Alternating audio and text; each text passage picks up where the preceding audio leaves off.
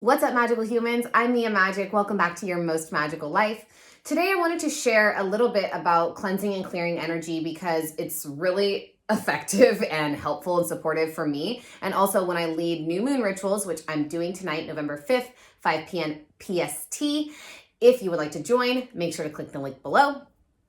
And I always ask at the beginning of my rituals for everyone to do some kind of energy cleansing of their own space. There are several different ways to do this. And one of the reasons why it's so important is because air is our breath, but it also represents our mind, our intellect. And so when we clear the space or we clear the energy that is around us, we're also sending a signal to the universe, hey, I want to clear my mind. I want to cleanse my space. I want to cleanse my energy. I want whatever I'm doing here to come from clarity, to come from clear thoughts, clear mind, clear vision. And speaking of cleansing the energy, I am so excited. On 11/11, we begin my program, Witchy Rich. It is so magical. One of our all-star students made $100,000 in the first month of the program last year, and it's all about energetically cleansing any of the blocks in your mind or your body or your spirit to financial freedom and abundance and really a sacred level of success. So it's deeply healing. It's profound work. It's all the things that I've done in order to move from having absolutely no money into running a multi-six-figure business, moving into seven figures. So if you would like to join us, it's going to be so powerful. It's already shaping up to be such a magnificent group, and I will make sure to put the link below. Again, we start on 11/11. So the main ways that I really recommend that are super easy and simple to clear your space, your home, or anywhere that you are. You can always do it outside, but hopefully the air is clean-ish wherever it is that you're outside. That's like something we're hoping for, right? We all gotta clean the air here. We gotta do our parts to do all of that. Different video. But the main ways that I recommend cleansing your air are with some type of smoke, which that seems a little counterintuitive, but there have actually been lots of studies done on the plants that ancient indigenous tribes and civilizations utilized to clear the air or clear the energy rather. And the fact is that it does. There's all kinds of microbial properties and different little scientific tidbits that I'm not totally a scientist. I'm more of a witch doctor, you know what I'm saying? But that actually add to the cleanliness of the air, even though we think like, oh, it's smoke, but the herb itself has medicinal properties. So sage is one of those. Frankincense, in terms of incense, is a great one for that. I personally love to burn copal, and my absolute favorite is sweetgrass. I don't know if there's any scientific studies that have been done on sweetgrass. I can't imagine that there haven't been. If any of you have read Braiding Sweetgrass, it's one of my favorite books of all time, and I always recommend it to people. It's an incredibly profound reconnection to Mother Earth and our planet that I think is very important for everyone to read. And so she talks a lot about sweetgrass, obviously, in that book, and there's so much magic in sweetgrass. It's just sweet.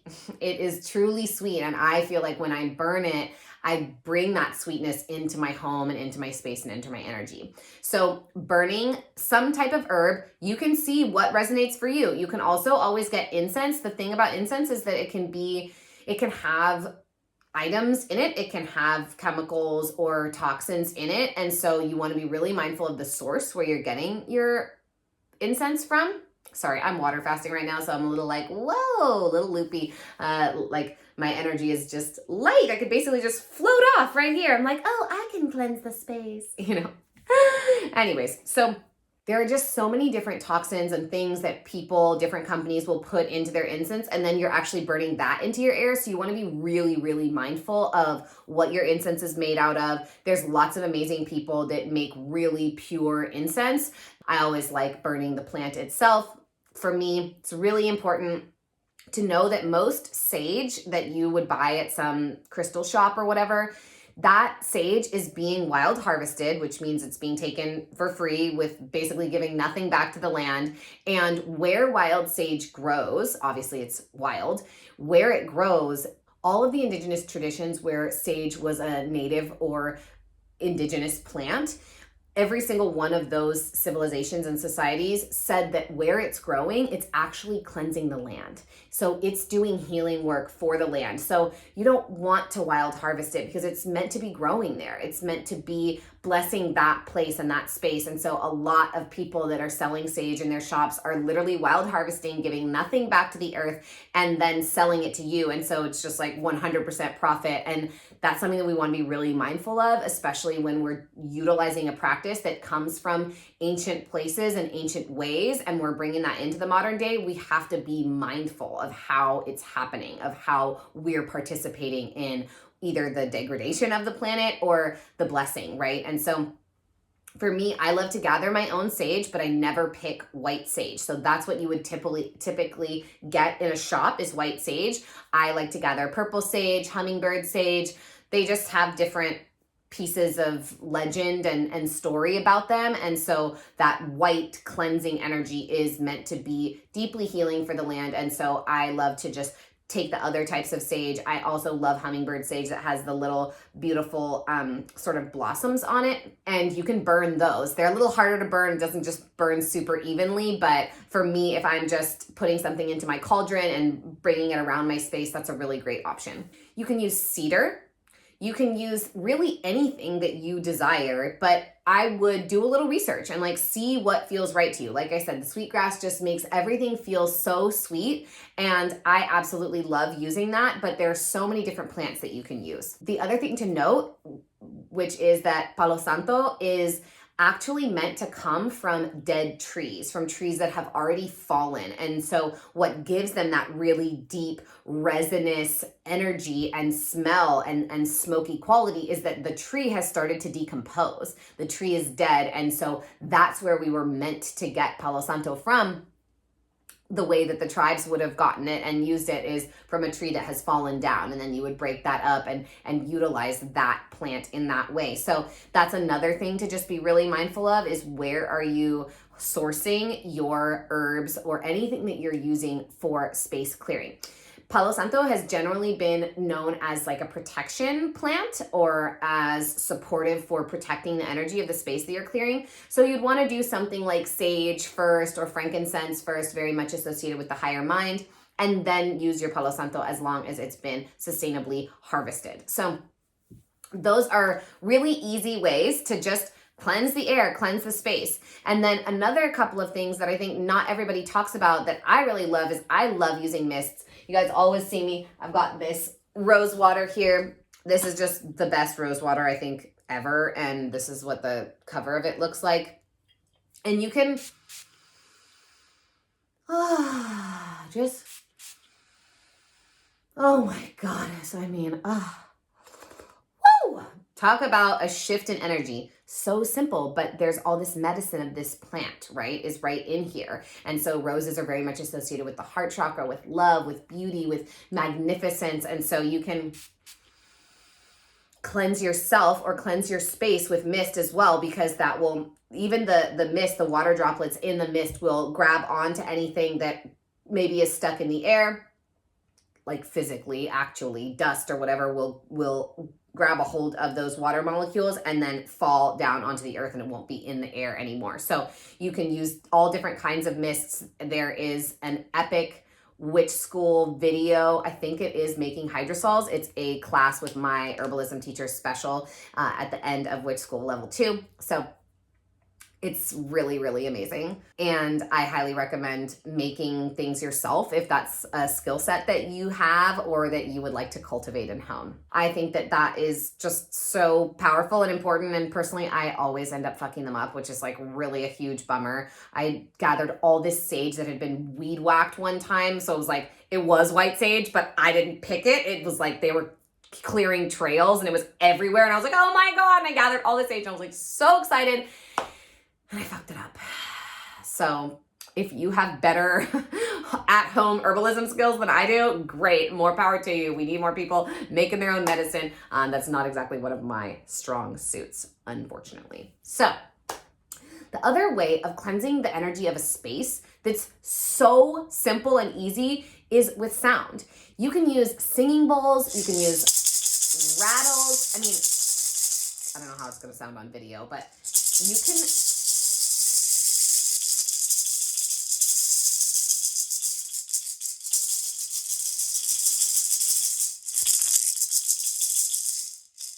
cleanse your space with sound.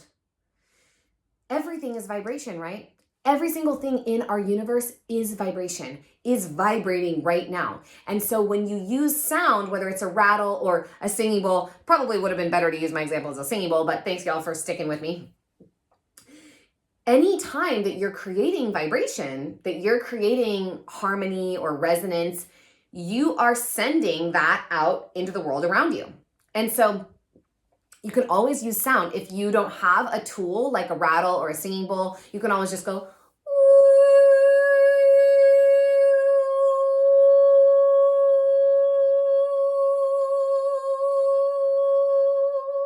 and tone, use your own voice, your own vibration in order to cleanse the energy in the space.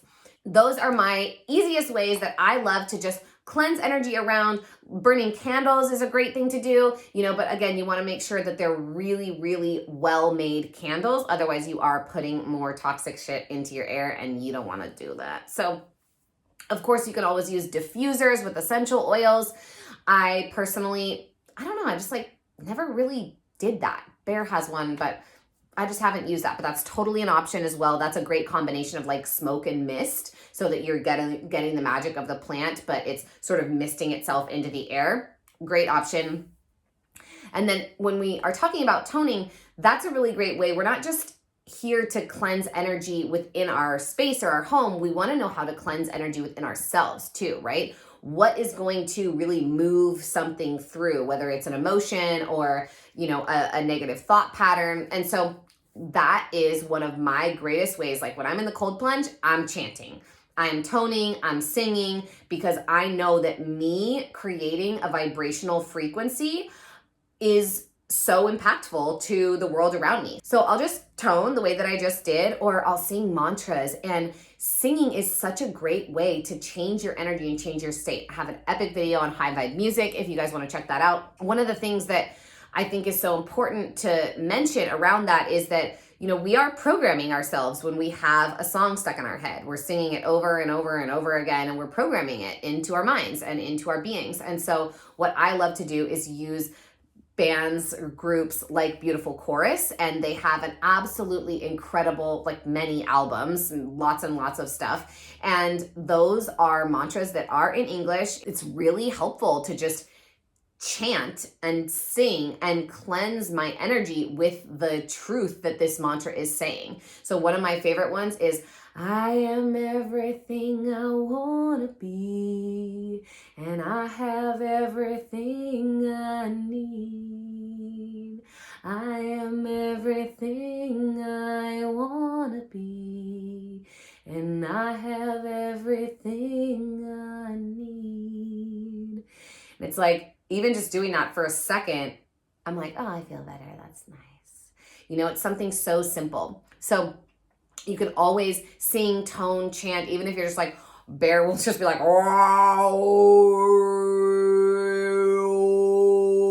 throughout the day, just to shift up the energy, right? Because you're creating that vibration, same as with the sound bowl or with the rattle.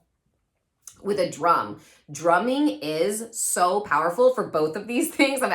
This is on both lists because drumming emulates the sound of our mother's heartbeat from when we're in the womb. So you can use drumming as an absolutely transcendent tool for meditation, for cleansing the space, and for cleansing your own energy. You can just sit down with your drum. That's just something to be aware of, that you can really send yourself back to that moment, the moment of your origin, and cleanse yourself in that way. The other great things that I love to do are shaking, just literally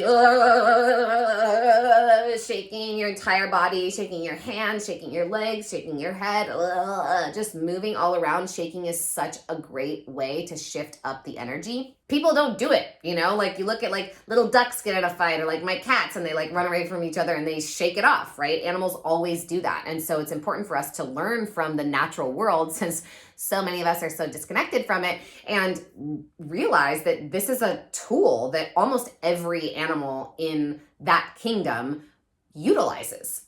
We can utilize it too. It's very helpful. So Shaking is a great one. Drumming, again, of course.